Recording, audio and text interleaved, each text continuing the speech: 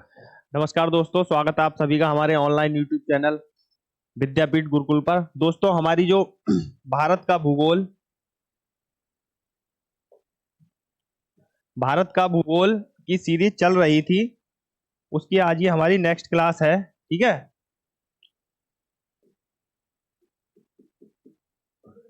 ठीक है। उसकी जो है हमारी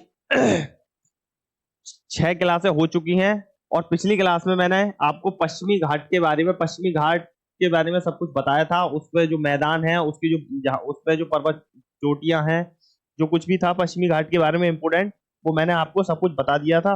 उसी क्रम में आगे बढ़ते हुए अब हम देखेंगे पूर्वी घाट। ठीक है बेटा, तो आज का हमारा टॉपिक है पूर्वी घाट के मैदान। ठीक है, इसमें पहली लाइन,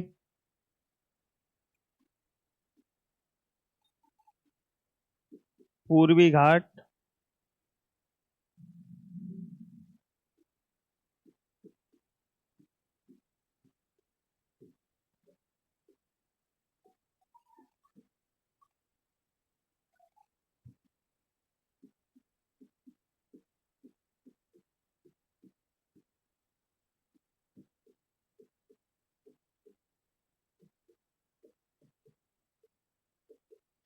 बेटा, जो हमारा पूर्वी घाट है वो पश्चिमी घाट से पुराना माना जाता है। हालांकि ये दोनों ही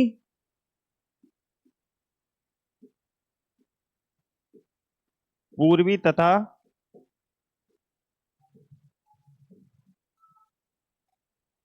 पश्चिमी घाट गोंडवाना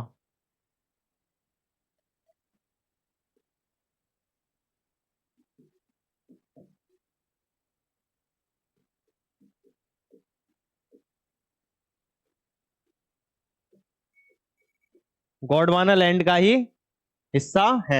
ठीक है बेटा,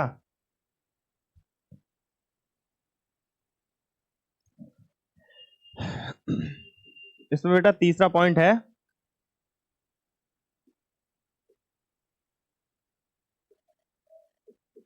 पूर्वी घाट का विस्तार स्वर्ण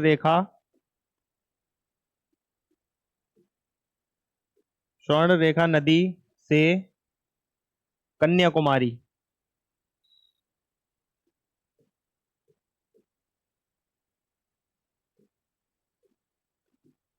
बेटा, हमारा जो पूर्वी घाट का मैदान है उसका विस्तार पूर्वी घाट का विस्तार स्वर्ण रेखा नदी से कन्याकुमारी तक है। ठीक है,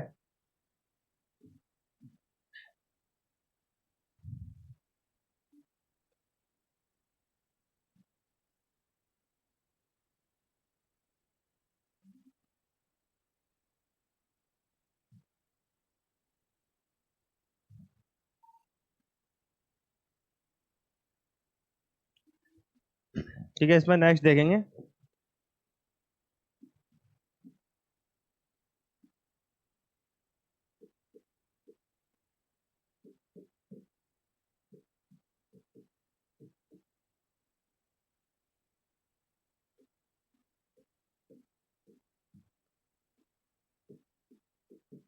इसका क्या मतलब बेटा, पूर्वी घाट के जो हमारे मैदान हैं वो सतत नहीं है, मतलब असतत है। हर राज्य में अलग अलग है ये। ठीक है ना बेटा, ऊपर क्या कहते हैं, पश्चिम बंगाल, उड़ीसा, आंध्र प्रदेश और तमिलनाडु, अलग अलग ये कटे कटे छटे हैं। ठीक है ना। अगला पॉइंट इसमें,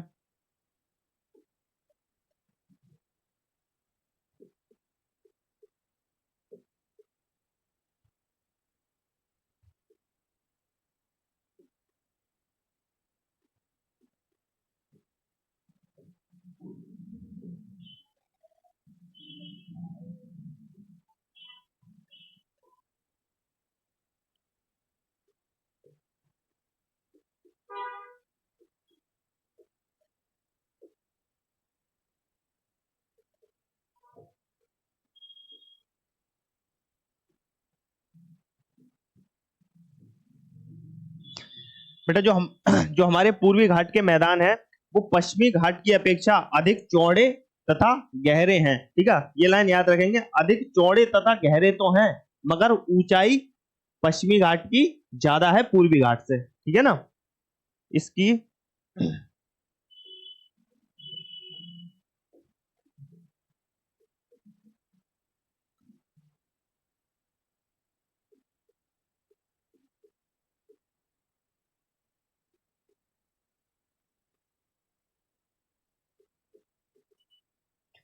ठीक है बेटा, इसकी जो औसत चौड़ाई जो है 120 किलोमीटर है। ठीक है, नेक्स्ट देखेंगे।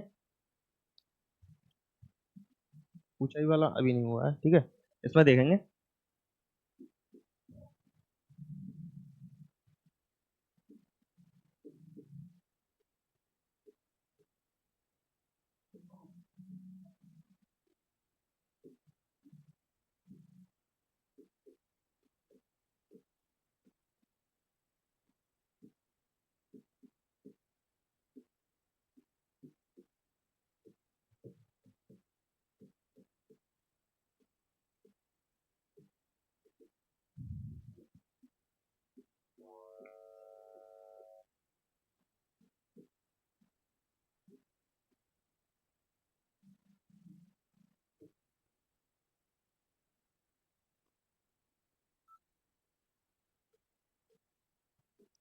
ठीक है बेटा, पूर्वी घाट की ऊंचाई पश्चिमी घाट की ऊंचाई की अपेक्षा कम है और इसकी औसत ऊंचाई मात्र 600 मीटर है। और पिछली क्लास में मैंने बताया था कि जो हमारा पश्चिमी घाट है उसकी औसत ऊंचाई 1000 से 1300 मीटर है। ठीक है ना, पश्चिमी घाट पर ही दक्षिण भारत की सबसे ऊंची चोटी भी बताई थी मैंने।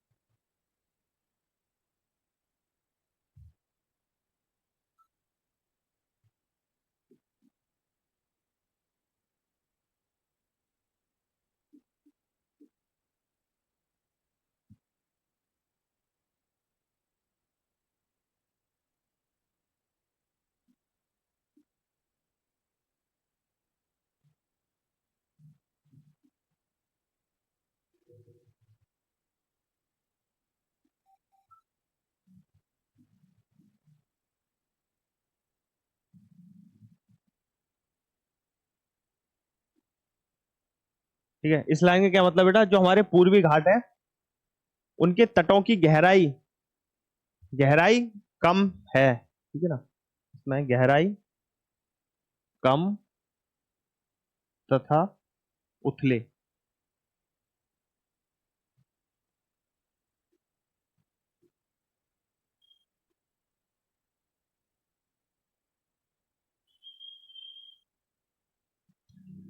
जो हमारे पूर्वी घाट जो हैं उनके तटों की गहराई जो है कम है और वो उथले तट हैं। ठीक है, देखेंगे इसमें। नेक्स्ट।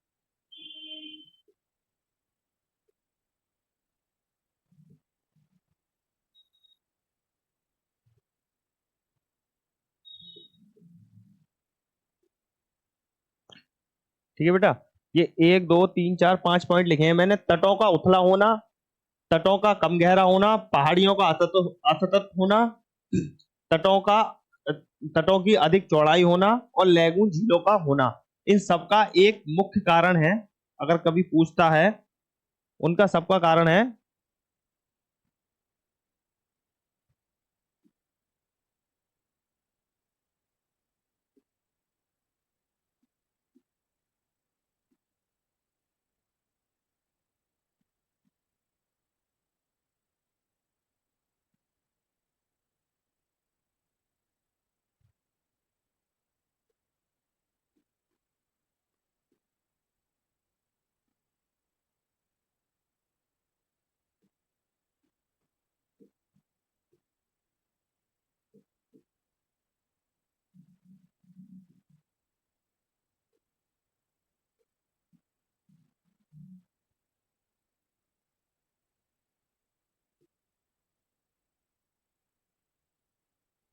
ठीक है, इनका सबका मुख्य यही कारण है बेटा कि पूर्वी घाट या बंगाल की खाड़ी, ठीक है, इस साइड बंगाल की खाड़ी है ना, बंगाल की खाड़ी में गिरने वाली जो नदियां जो हैं वो डेल्टे का निर्माण करती हैं, डेल्टे का निर्माण करती हैं, तो नदियां अपने साथ जो अवसाद लाती हैं वो समंदर के किनारे पर धीरे धीरे धीरे धीरे फैलते चले जाते हैं, जिससे तट जो है उथले हो जाते हैं, ठीक है, और तटों की गहराई भी कम हो जाती है। एक ही मतलब है, दोनों एक ही लाइन है, मतलब अगर किसी गड्ढे में कोई लगातार कोई चीज गिरती रहेगी तो वो जो उसकी गहराई कम होती चली जाएगी और वो उथला हो जाएगा।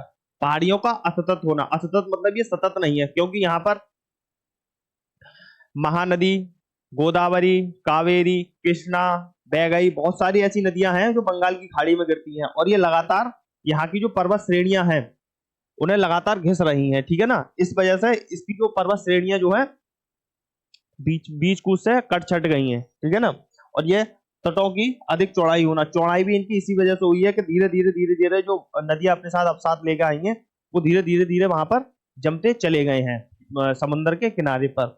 और यह लैगून झीलों का होना, लैगून झीलों का होना, लैगून मतलब कि लैगून झील क्या होती है, लैगून झील का निर्माण जब होता है जब समुद्र का पानी धीरे आकर वापस नहीं जा पाता, मतलब कि जब नदियों का अवसाद चारों तरफ इकट्ठा हो जाता है, इस तरीके से बनती है ये, ठीक है, बताता हूं मैं आपको। जैसे ये हमारा समंदर हो गया, ठीक है, कुछ इस तरीके से बनती है, तो समंदर के किनारे पर जब कोई नदी आ रही है हमारी इस तरीके से, तो नदी आते हुए यहां से वो इस तरीके से इन कोनों में इस तरीके से बढ़ती छोटे छोटे उसमें टूट जाती है, जो कि डेल्टा का निर्माण करती है। फिर क्या होता है, धीरे धीरे धीरे धीरे इस तरीके से अवसाद जमा हो जाते हैं चारों तरफ, ठीक है, इस तरीके से समुद्र के किनारे पर, समुद्र के किनारे पर जब अवसाद जमा हो जाते हैं इस तरीके से, इधर समुद्र है, ठीक है ना, इधर ये हमारा वो है कुछ भी मैदान बोल दो, ठीक है, मैदान, समुद्र, ठीक है, नदी, ठीक है, इस तरीके से समझेंगे ये। तो ये जो है धीरे धीरे धीरे धीरे यहाँ इकट्ठे हो जाते हैं, पर समुद्र का पानी यहाँ पर तो आता है, यहाँ पर आने के बाद फिर यहाँ से वापस नहीं जा पाता, ठीक है, इस तरीके से बहुत बड़े उसमें ये लैगून का निर्माण करती हैं, ठीक है। इस यहाँ पर दो बहुत प्रसिद्ध लैगून झील हैं, कौन कौन सी हैं,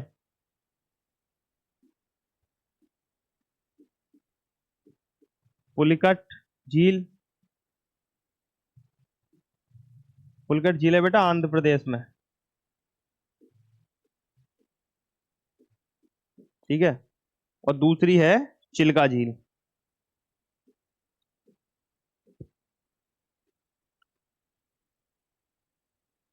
चिल्का झील है बेटा ओडिशा में,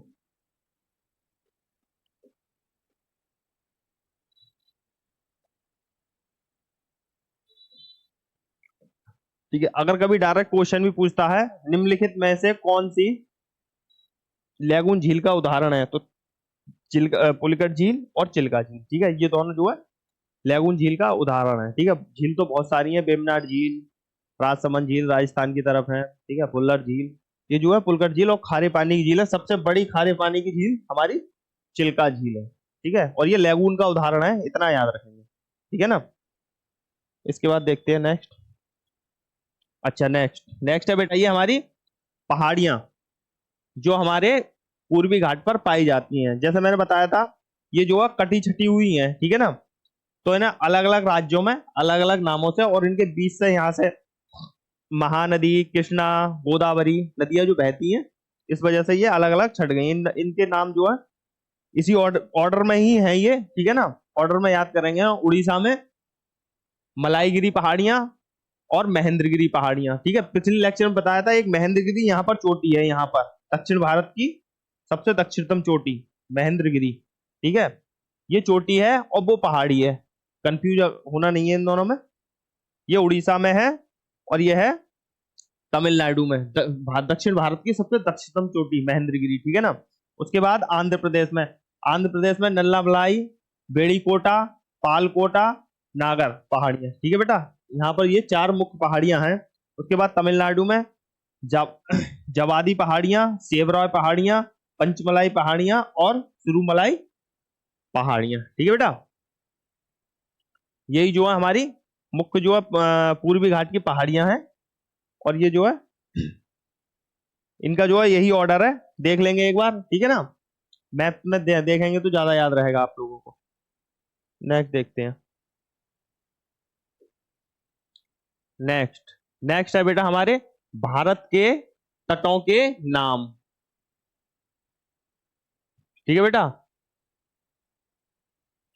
जिस तरीके से जो अभी पुरानी क्लब इससे पिछली क्लास में हमने पश्चिमी तट और पूर्वी तट देखा था, उसी तरीके से ये भारत भारत के चारों तरफ तट हैं, उन तटों के कुछ ना कुछ नाम है, ठीक है। उनमें डायरेक्ट पूछता है, राज्य दे देगा कि ये कौन से राज्य में है, या फिर तट पूछ लेगा, तट दे देगा तो राज्य का नाम पूछ लेगा, या उसकी साइड पूछ लेगा, कौन से पूर्वी साइड है, पश्चिमी साइड है, किसी भी तरीके से, ठीक है। तो इसे हम देखेंगे, ठीक है। सबसे पहले देखेंगे हम बेटा गुजरात, यहां से शुरू करते हैं। गुजरात,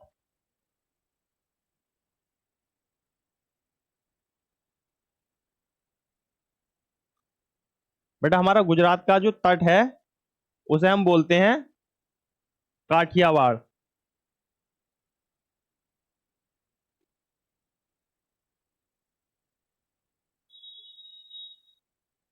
काठियावाड़ का तट,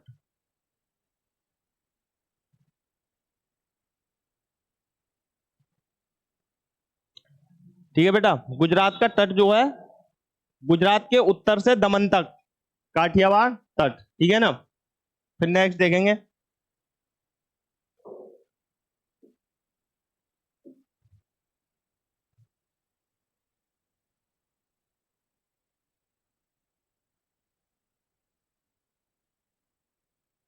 ठीक है बेटा। ये हो गया हमारा दमन से, ये हो गया दमन से दक्षिणी गोवा, ठीक है ना। इसे हम बोलेंगे कोंकण तट,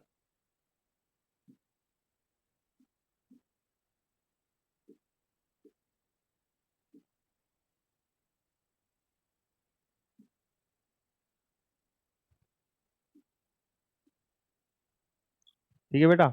इसके बाद आता है हमारा तीसरा, तीसरा है बेटा यहां से,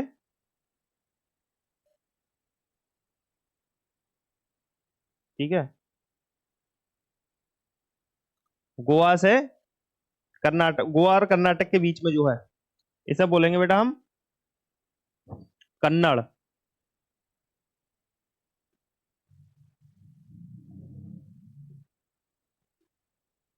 ठीक है बेटा। इसके बाद तीसरा आएगा, तीसरा है बेटा हमारा यहां से पूरा जो केरल का एरिया जो है यहाँ तक, कन्याकुमारी तक, ठीक है।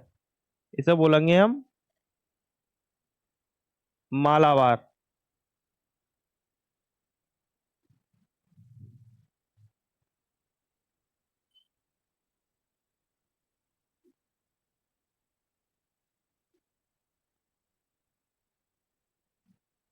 ठीक है बेटा। गुजरात वाला जो है हमारा काठियावाड़ तट, फिर जो है ये महाराष्ट्र और गोवा वाला कोंकण तट, कर्नाटक में है कन्नड़ तट, और केरल में है मालाबार तट, ठीक है बेटा। इसके बाद देखेंगे नेक्स्ट,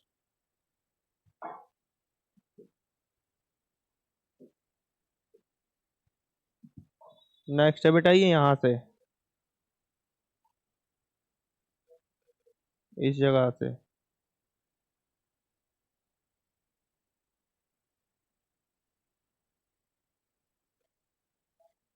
ठीक है बेटा, इसे बोलेंगे हम कोरोमंडल।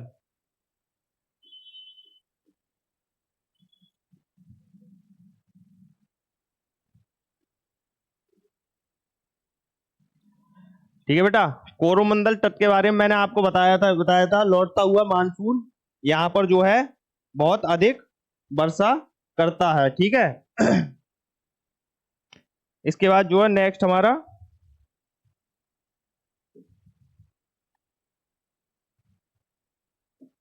नेक्स्ट देखेंगे इस जगह से।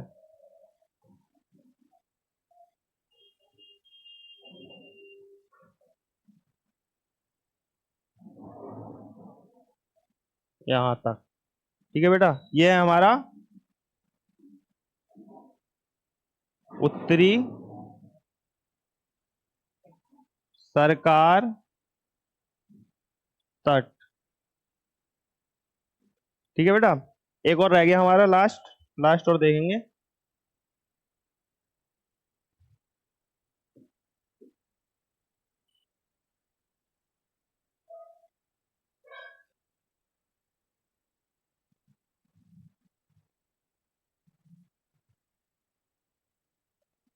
इसे बोलेंगे बेटा उत्कल।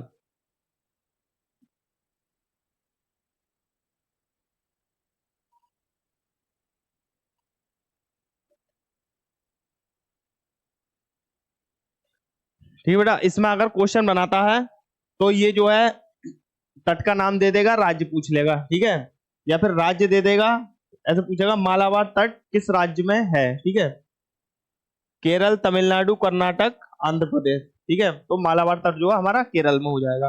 और इस तरीके से पूछता है कोरोमंडल तट कौन से राज्य में है, तो हो जाएगा बेटा हमारा तमिलनाडु।